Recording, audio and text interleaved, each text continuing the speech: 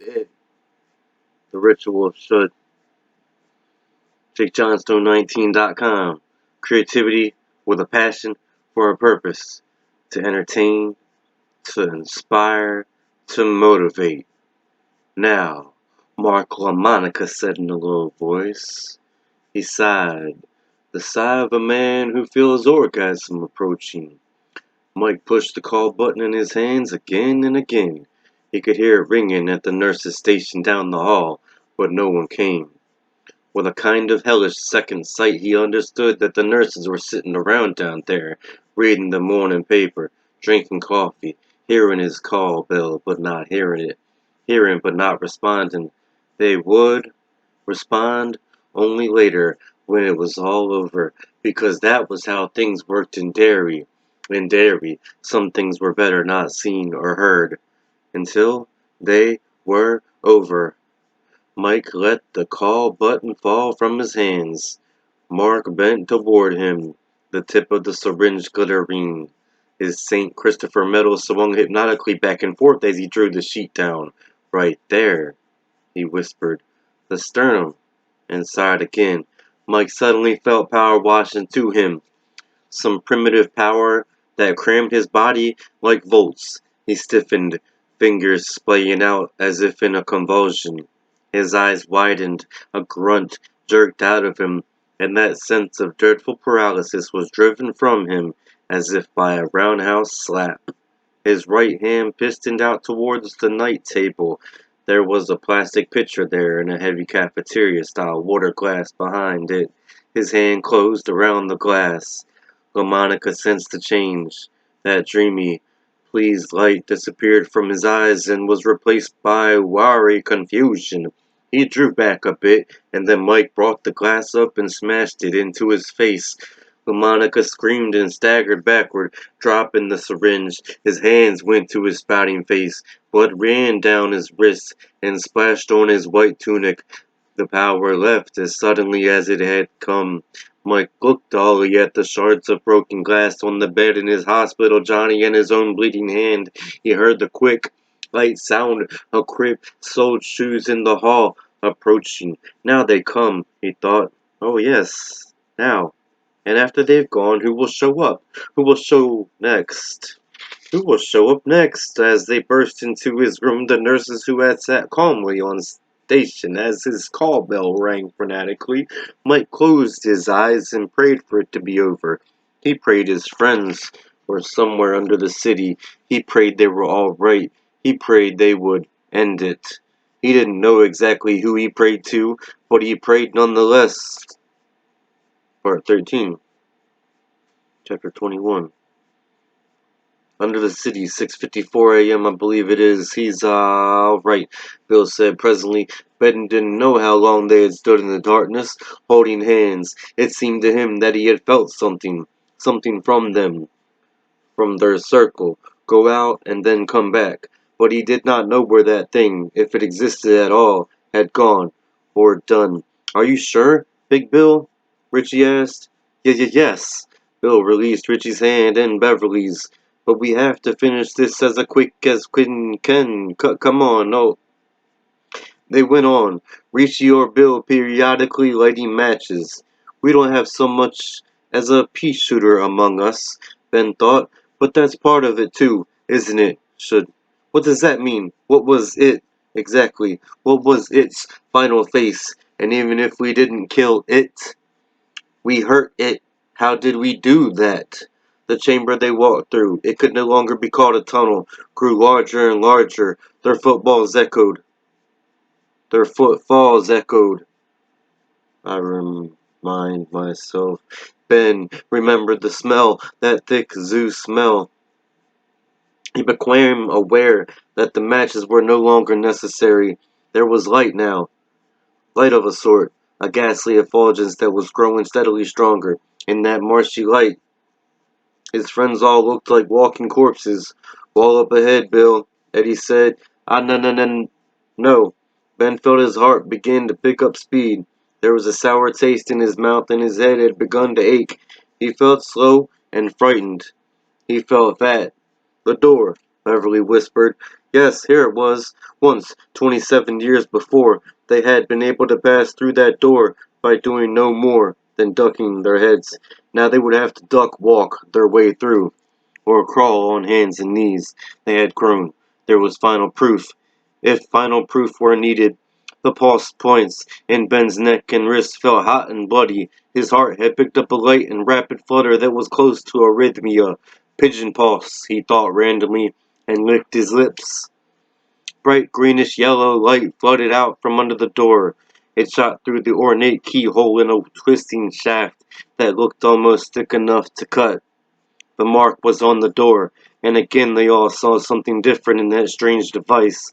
Beverly saw Tom's face. Bill saw Audra's severed head with blank eyes that stared at him in dreadful accusation. Eddie saw a grinning skull poised over two crossbones, the symbol for poison. Richie saw the bearded face of a degenerate Paul Bunyan, eyes narrowed to killer slits, and Ben saw Henry Bowers. Bill, are we strong enough? He asked. Can we do this? I don't know, Bill said. What if it's locked? Beverly asked in a small voice. Tom's face mocked her. It's not, Bill said. But places like this are never locked. He locked the... He placed the... He placed the tended fingers of his right hand on the door. He had to bend over to do it, and pushed. It swung open on a flood of sick yellow green light. That zoo smell wafted out at them. The smell of the past, become the present, horribly alive, obscenely vital. Roll, wheel, Bill thought randomly, and looked around at them. Then he dropped to his hands and knees. Beverly followed, then Richie, then Eddie. Ben came last, his flesh crawling at the feel of the ancient grit on the floor. He passed through the portal, and as he straightened up in the weird glow of fire crawling up and down the dripping stone walls and snakes of light, the last memories socked home with the force of a psychic battering ram. He cried out, staggering back, one hand gone to his head. His first incoherent thought was, no wonder Stan committed suicide. Oh God, I wish I had. He saw the same expressions of stunned horror and dawning realization on the faces of the others as the last key turned in the last lock. Then Beverly was shrieking, clinging to Bill, as it raced down the gossamer curtain of its webbing, a nightmare spider from beyond time and space, a spider from beyond the fevered imaginings of whatever inmates may live in the deepest depths of hell. No, Bill thought coldly. Not a spider either. Not really, but this shape isn't one it picked out of our minds. It's just the closest our minds can come to the deadlights. Whatever it really is, it was perhaps 15 feet high and as black as a moonless night. Each of its legs was as thick as a muscle builder's thigh. Its eyes were bright, malevolent rubies, bulging from sockets filled with some dripping chromium-colored fluid. Its jagged mandibles opened and closed, dripping ribbons of foam, frozen in an ecstasy of horror, tottering on the brink of utter lunacy. Ben observed with an eye of the storm calm that this foam was alive. It struck the stinking, stone-flagged floor and then begun to ride the way into the cracks like protozoa. But it's something else. There's some final shape, one that I can almost see the way you might see the shape of a man moving behind a movie screen while the show is on. Some other shape, but I don't want to see it. Please God, don't let me see it. And it didn't matter, did it? They were seeing what they were seeing, and Ben understood somehow that it was imprisoned in this final shape, the shape of the spider. By their common, unsought, and unfathered vision, it was against this it that they would live or die. The creature was squealing and mewling, and Ben became quite sure he was hearing sounds it made twice in his head, and then a split second later in his ears. Telepathic, he thought. I'm reading its mind. Its shadow was a squat egg that raced along the ancient wall of this keep that was its lair. Its body was covered by coarse hair, and Ben saw that it was possessed of a stinger long enough to impale a man. A clear fluid dripped from its tip, and Ben saw that this was also alive. Like the saliva, the poison writhed away into the cracks of the floor. Its stinger, yes, but below that, its belly bulged grotesquely, almost dragging on the floor as it moved, now changing direction slightly, heading unerringly toward the leader, toward Big Bill. That's its egg sack, Ben thought, and his mind seemed to shriek at the implication. Whatever it is beyond what we see, this representation is at least symbolically correct. It's female and it's pregnant. It was pregnant then, and none of us knew except Stan. Oh, Jesus Christ, yes, it was Stan. Stan, not Mike. Stan who understood. Stan who told us. That's why we had to come back, no matter what, because it is female. It's pregnant with some unimaginable spawn, and its time has drawn close. Incredibly, Bill Denver was stepping forward to meet it.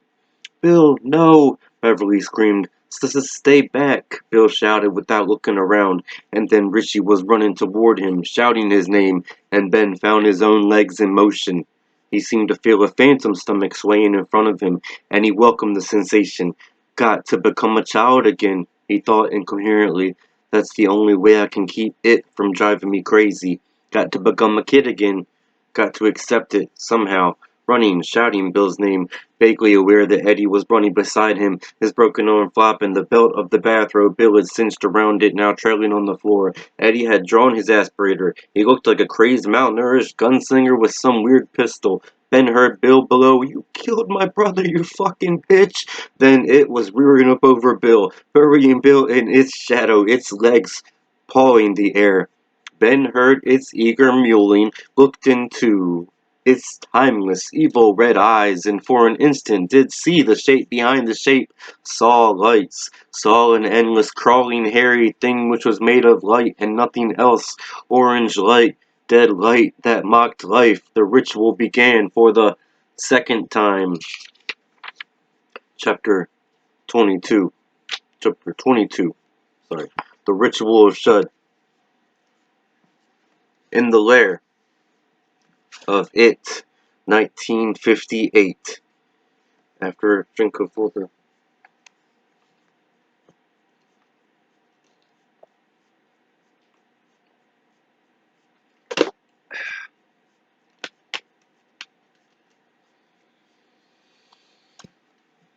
It was Bill who hold.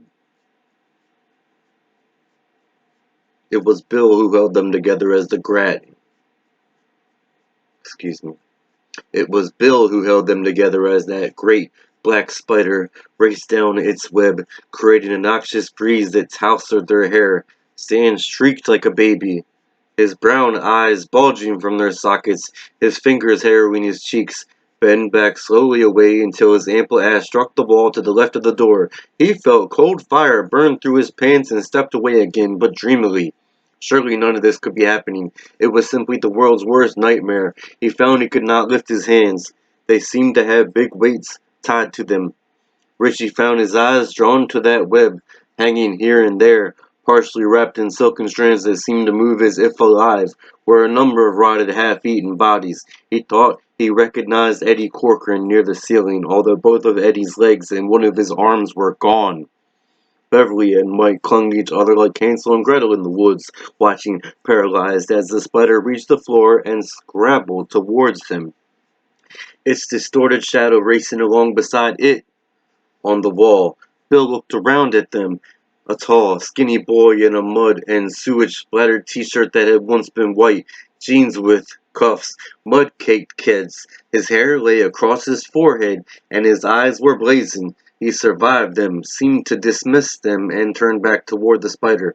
And incredibly, he began to cross the room towards it, not running but walking fast, his elbows cocked, his forearms corded, his hands fisted. "You killed my brother!" "No, Bill!" Beverly shrieked, struggling free of Mike's embrace and running toward Bill, her red hair flying out behind her.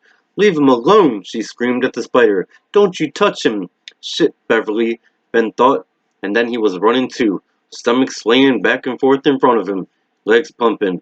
He was vaguely aware that Eddie Kasprak was running on his left, holding the aspirator in his good hand like a pistol.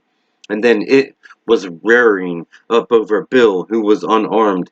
It buried Bill in its shadow, its legs pawing at the air. Ben grabbed for Beverly's shoulder. His hand slapped it and then slipped off. She turned toward him, her eyes wild, her lips drawn back from her teeth. "Help him," she screamed. "How?" Ben screamed back. He wheeled toward the spider, heard its eager mewling, looked into its timeless evil eyes, and saw something behind the shape, something much worse than a spider, something that was all insane light. His courage faltered, but it was Bev who had asked him. Bev, and he loved her. "God damn you! Leave Bill alone!" he shrieked. A moment later a hand swatted his back so hard he almost fell over. It was Richie. And although tears were running down his cheeks, Rich was grinning madly. The corners of his mouth seemed to reach almost to the lobes of his ears. Spit leaked out between his teeth. "Let's get her, Haystack!" Richie screamed. Shud! Her!" Ben thought stupidly. "Her, did he say?" Aloud. "Okay, but what is it? What's Shud?" "Frocked if I know," Richie yelled, then ran toward Bill and into the shadow of it. It had somehow squatted on its rear legs. Its front legs pawed the air just over Bill's head, and Stan Uris, forced to approach, compelled to approach in spite of every instinct in his mind and body, saw that Bill was staring up at it, his blue eyes fixed on its inhuman orange ones, eyes from which that awful corpse light spilled. Stan stopped, understanding that the ritual of Chud, whatever that was, had begun. Part 2 of Chapter 22. Bill in the Void. Early. "Who are you, and why do you come to me?" "I'm Bill Denborough. You know who I am and why I'm here. You killed my brother and I'm here to kill you. You picked the wrong kid, bitch. I'm eternal. I am the eater of worlds." "Yeah, that's so? Well, you've had your last meal, sister. You have no power. Here is the power. Feel the power, brat. And then speak again of how you come to kill the eternal. You think you see me? You see only what your mind will allow. Would you see me? Come, then. Come, brat. Come. Thrown. No, not thrown. Fired like a living bullet, like the human cannonball at the Shrine Circus that came to Derry each May. He was picked up and heaved across the spider's chamber. "It's only in my mind," he screamed at himself. "My body's still landing right there, standing eye to eye with it. Be brave. It's only a mind trick. Be brave. Be true. Stand. Thrusts. Roaring forward, slamming into a black and dripping tunnel lined with decaying, crumbling tiles that were 50 years old. 100, 1,000, a million billion who know. Rush in deadly silence, past intersections, some lit by that twisting green-yellow fire, some by glowing balloons full of a ghastly white skull light, others dead. Black. He was thrown at a speed of 1,000 miles an hour, past piles of bones, some human, some not, speeding like a rocket-powered dart in a wind tunnel, now angling upward, but not toward light, but toward dark, some titanic dark, his fists, and exploding outward into utter blackness. The blackness was everything. The blackness was the cosmos and the universe, and the floor of the blackness was hard. It was like polished ebonite, and he was skidding along on his chest and belly and thighs like a weight on a shuffleboard. He was on the ballroom floor of eternity, and eternity was black against the posts. "Stop that. Why do you say that? That won't help you, stupid boy." And still insists he sees the ghost. "Stop it." He thrusts his fist against the post and still insists he sees the ghost. Stop it. I command that you stop it." Don't like that, do you? And thinking, if I could only say it out loud, say it without stuttering, I could break this illusion. This is no illusion, you foolish little boy. This is eternity, my eternity, and you are lost in it, lost forever, never to find your way back. You are eternal now, and condemned to wander in the black. After you meet me, face to face, that is. But there was something else here. Bill sensed it, felt it, in a crazy way smelled it. Some large presence ahead in the dark. A shape. He felt not fear, but a sense of overmastering awe. Here was a power which dwarfed its power, and Bill had only time to think incoherently, "Please, whatever you are, remember that I am very small." He rushed toward it, and saw it was a great turtle, its shell plated with many blazing colors. Its ancient reptilian head slowly poked out of its shell, and Bill thought he felt a vague, contemptuous surprise from the thing that had cast him out here. The eyes of the turtle were kind. Bill thought it must be the oldest thing anyone could imagine, older by far than it. which had claimed to be eternal. What are you? I'm the turtle, son. I made the universe, but please don't blame me for it. I had a bellyache. Help me, please help me. I take no stand in these matters. My brother has his own place in the macroverse. Energy is eternal, as even a child such as yourself must understand. He was flying past the turtle now, and even at his tremendous skidding speed, the turtle's plated sides seemed to go on and on and on to his right. He thought dimly of riding in a train and passing one going in the other direction, a train that was so long it seemed eventually to stand still or even move backward. He could still hear it yammering and buzzing, its voice high and angry, not human, full of mad hate. But when the turtle spoke, its voice was blanked out utterly. The turtle spoke in Bill's head, and Bill understood somehow that there was yet another, and that final other dwelt in a void beyond this one. This final other was perhaps the creator of the turtle, which only watched, and it, which only ate. This other was a force beyond the universe, a power beyond all other power, the author of all there was. Suddenly he thought he understood. It meant to thrust him through some wall at the end of the universe and into some other place. What that old turtle called the Macroverse, where it really lived, where it existed as a titanic, glowing core which might be no more than the smallest mote in that other's mind. He would see it naked, a thing of unshaped destroying light, and there he would either be mercifully annihilated or live forever, insane and yet conscious inside its homicidal, endless, formless, hungry being. Please help me. For the others, you must help yourself, son. But how? Please tell me how? How? He had reached the turtle's heavily scaled back legs now. There was time enough to observe its titanic yet ancient flesh, time to be struck with the wonder of its heavy toenails. They were an odd bluish yellow color, and he could see galaxies swimming in each one. Please, you are good. I sense and believe that you are good, and I am begging you. Won't you please help me? You already know. There is only should, and your friends. Please. Oh, please. Son, you've got to thrust your fists against the post and still insist you see the ghosts. That's all I can tell you. Once you get into cosmological shit like this, you got to throw away the instruction manual. He realized the voice of the turtle was fading. He was beyond it now, billowing into a darkness that was deeper than deep. The turtle's voice was being overcome, overmastered by the gleeful, glibbering voice of the thing that had thrust him out and into this black void, the voice of the spider. Of it.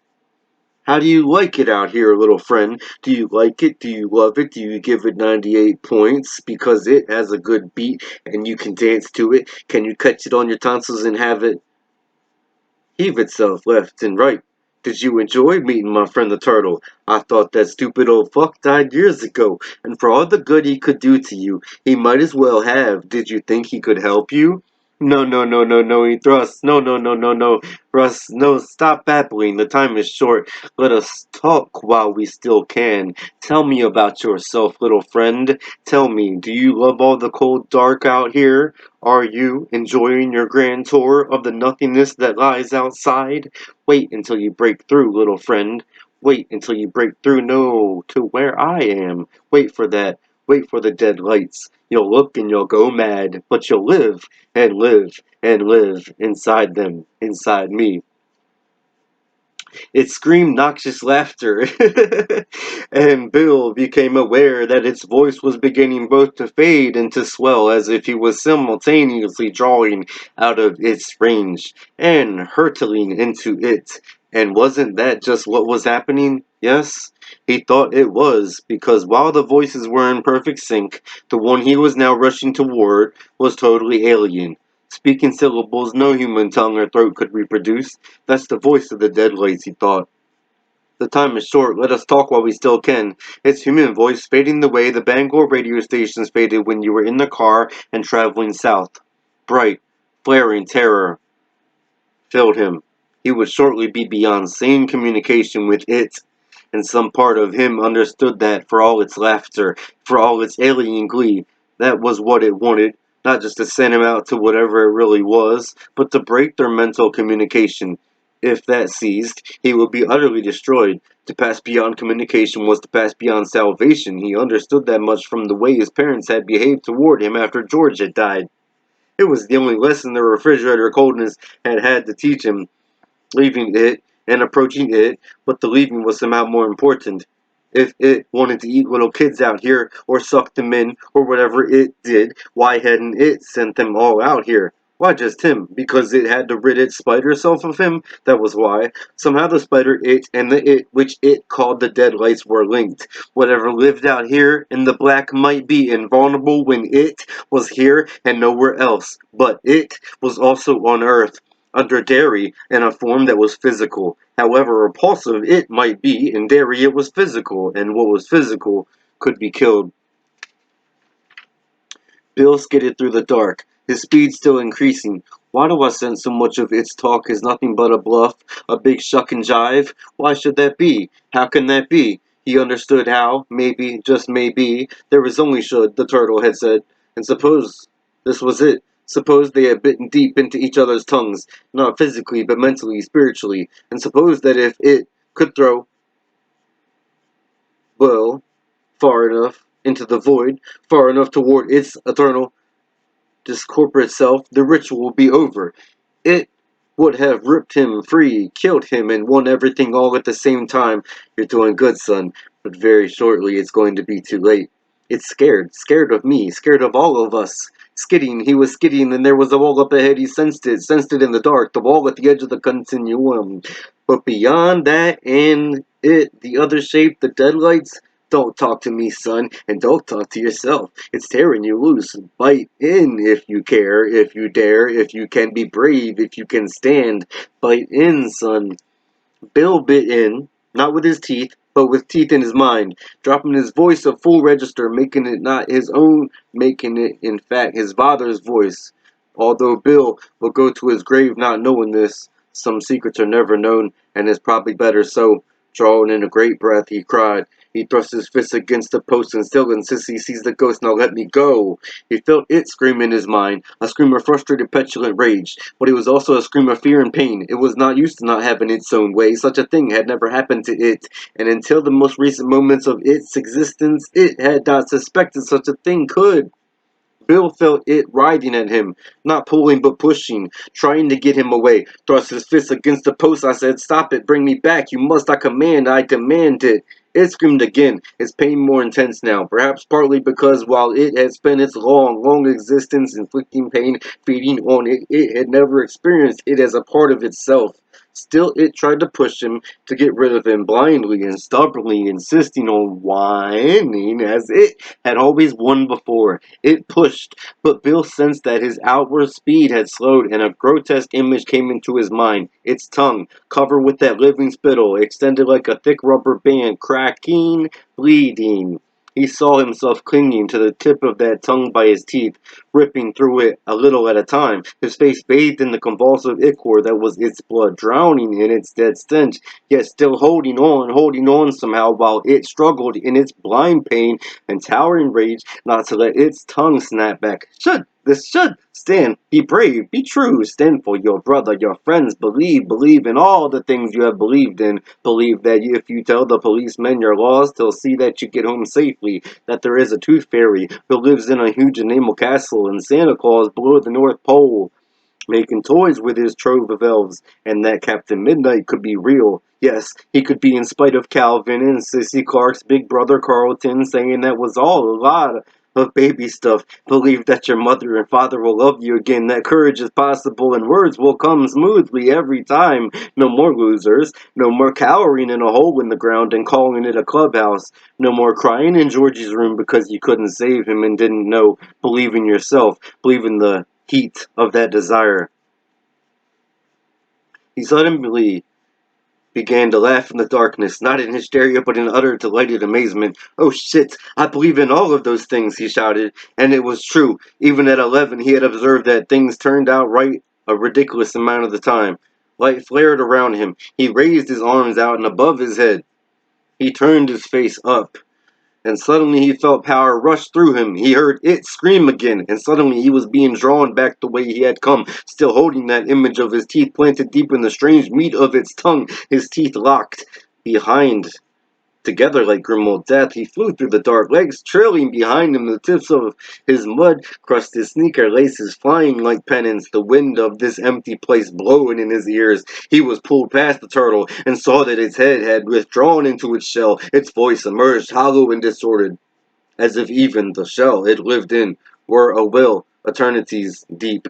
Not bad, son, but I finished it now. Don't let it get away. Energy has a way of dissipating, you know. What can be done when you're 11 can often never be done again. The voice of the turtle faded, faded, faded. There was only the Russian dark, and then the mouth of a cyclopean tunnel, smells of age and decay, cobwebs brushing at his face like rotted skeins of silk, in a haunted house, moldering tiles blurring by, intersections all dark now. The moon balloons all gone, and it was screaming, screaming, let me go, I'll leave, never come back, let me go, it hurts,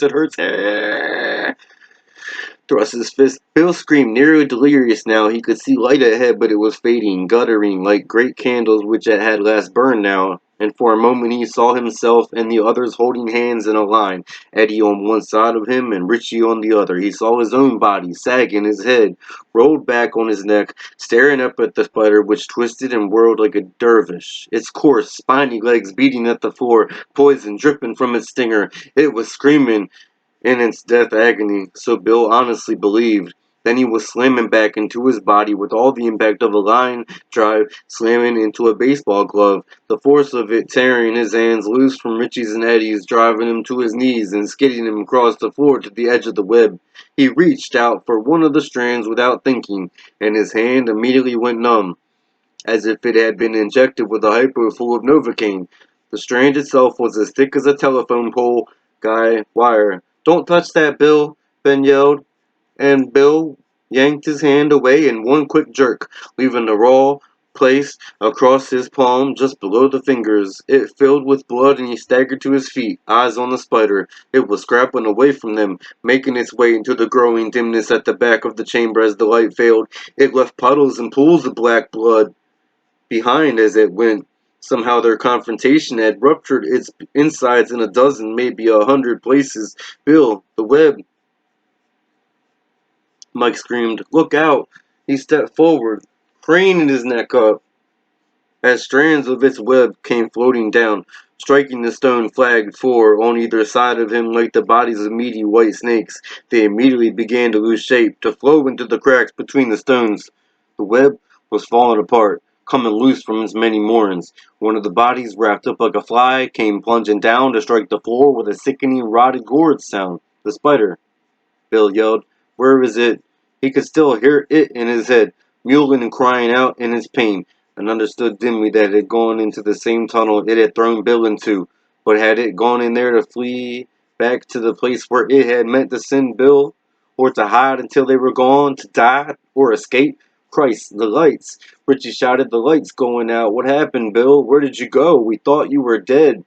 In some confused part of his mind, Bill knew that wasn't true. If they had really thought him dead, they would have run, scattered, and it would have picked them off easily, one by one. Or perhaps it would be truer to say that they had thought him dead, but believed him alive. We have to make sure. If it's dying or going back to where it came from, where the rest of it is, that's fine. But what if it's just hurt? What if it can get better? What?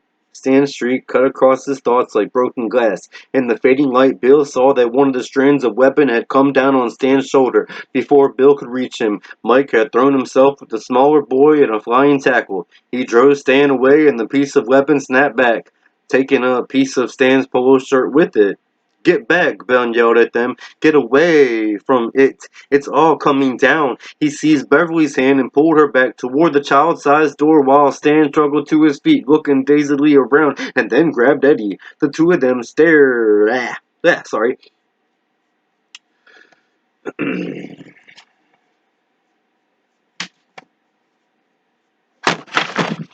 Excuse me. Whew.